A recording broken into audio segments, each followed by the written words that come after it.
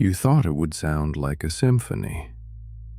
You thought the moment you finally crossed that finish line, the promotion, the degree, the number in the bank account, the public recognition, that the world would suddenly burst into color.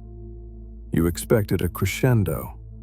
You expected the background music of your life to finally resolve into a major key.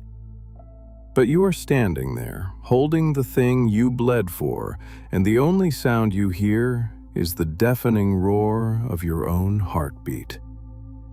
And then, silence. It's terrifying, isn't it? That specific, hollow coldness that settles in your chest when you realize the destination didn't fix you. You spent years telling yourself a story that started with, "I will be happy when," and ended with, "this moment." You mortgaged your present for a future that has now arrived, but the payoff is missing. The when is now, and the happiness is nowhere to be found. This isn't just disappointment. It feels like a betrayal. It feels like you've been scammed by the universe, but worse, it feels like you scammed yourself. You traded your sleep, your peace, maybe even your friends for this golden trophy. You ignored the ache in your back and the fog in your brain because you believed in the promise of the finish line. And now that you're holding the prize, it feels heavy. It feels cold. It feels like nothing. We need to talk about this. Not the strategy of success, but the emotional crater it leaves behind. We need to talk about why the view from the top feels so much lonelier than the climb. Because right now, you are likely asking yourself the most dangerous question a human being can ask. Is this it?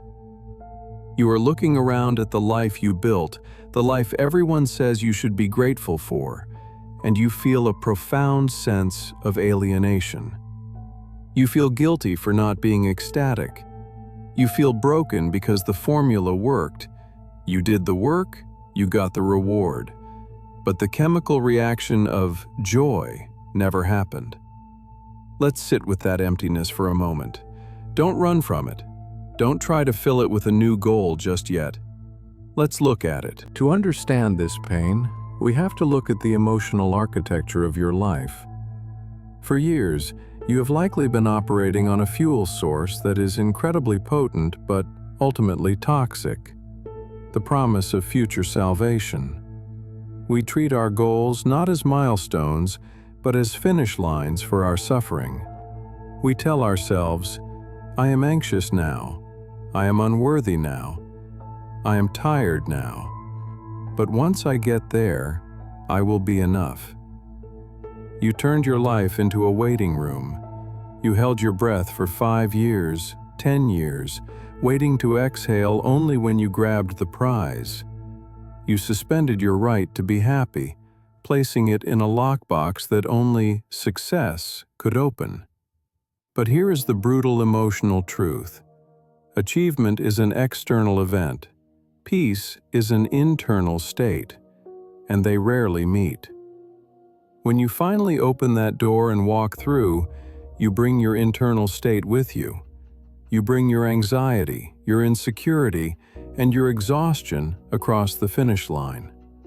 The external world changed. You have the title, the house, the acclaim, but the internal world is exactly the same. The furniture of your life has been upgraded, but the person living in the house is still haunted by the same ghosts. And the dissonance between how your life looks on paper and how it feels in your chest is what is breaking you. It's a form of grief. I know it sounds strange to grieve a victory, but you are grieving the death of a fantasy. You are grieving the version of yourself you thought you would become. You thought the achievement version of you would be confident, relaxed, and whole. You thought they would sleep soundly. You thought they would look in the mirror and finally like what they saw. But the achievement version of you is just you. Still tired, still worried, just with more responsibilities and a nicer car. There is also the terror of the next. For so long, the chase gave you an identity. You were the climber. You were the student. You were the grinder. You knew exactly who you were because you knew exactly what you wanted. The goal organized your reality. It gave you a North Star. It simplified the chaos of existence into a single vector, forward. Now, the star is in your hand and the sky is dark. Who are you without the chase? Who are you when you aren't striving? This is the identity crisis of the high achiever. You feel naked without a target. You feel lazy if you aren't suffering toward something. We have been conditioned to believe that struggle equals virtue, and that rest equals failure. We have internalized the capitalism of the soul. If you aren't producing, you aren't valuable. So, when the struggle ends, we don't feel relief. We feel useless. We feel invisible. You might find yourself scrolling through your phone at 2 a.m., looking for the next mountain to climb, not because you want to climb it, but because you don't know how to sit still on flat ground. You are addicted to the adrenaline of the ascent because the silence of the summit forces you to hear your own thoughts. You are terrified that if you stop moving, the kinetic energy that holds you together will dissipate, and you will simply fall apart. And those thoughts are painful. They whisper things like, "You are only as good as your last win." They whisper, "If you stop moving, you will disappear." They tell you that your worth is a rental, and the rent is due every single day. This is the emotional trap of the arrival fallacy. We think arrival is a place. It's not. It's a fleeting moment. It is a second on the clock. And when it passes, we are left with the mundane Tuesday morning reality of being human. We are left with laundry and traffic and the quiet hum of the refrigerator. And if you haven't built a home inside yourself, that Tuesday morning feels like a prison. So, how do we survive the victory? How do we thaw the coldness in your chest? How do we learn to live in the after? First, you must give yourself permission to mourn. It is okay to look at the trophy and feel sad. It is okay to admit that it didn't fix you. In fact, that admission is the beginning of your freedom. You have to shatter the idol. You have to look at your success and say, "This is nice, but it is not God. It is not my Savior." The void you are feeling isn't a sign that you failed. It is a sign that you have outgrown the container of your old life. You have reached the limit of what external validation can do for you. The universe is stripping away the illusion so you can finally start the real work. The real work is not climbing. The real work is deepening.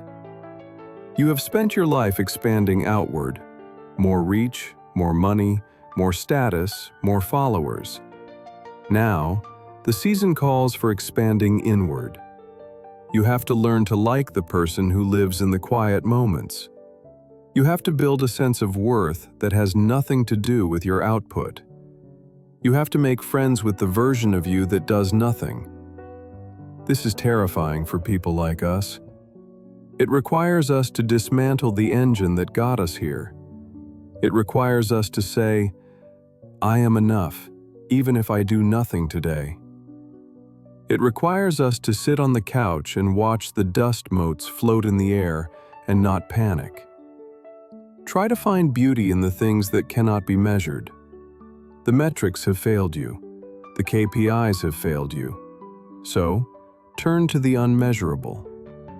The way the light hits the floor in the afternoon, the taste of coffee when you aren't rushing to drink it, the sound of a friend's laugh when you aren't checking your watch, the feeling of clean sheets, the smell of rain on hot asphalt. You need to transition from a human doing back into a human being.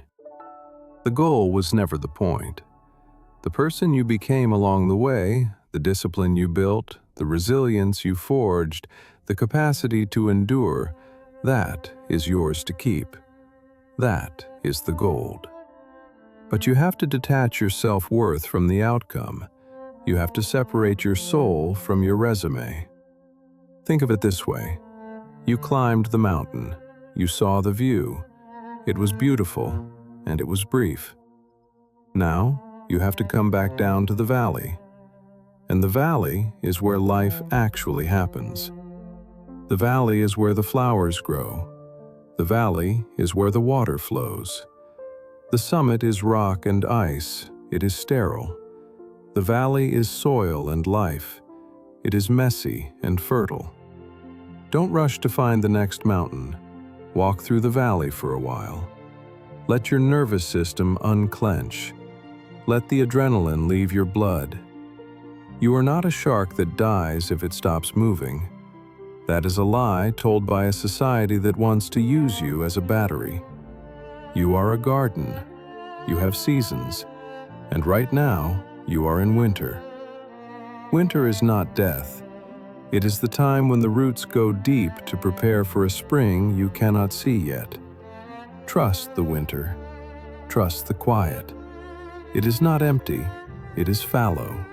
It is resting. And you are allowed to rest. You are allowed to be a masterpiece in progress rather than a product on a shelf. If you take nothing else from this, take this truth. You are not the sum of your achievements. You are the quiet observer behind them. The trophy will gather dust. The title will be forgotten. The money will be spent. The applause will fade into silence.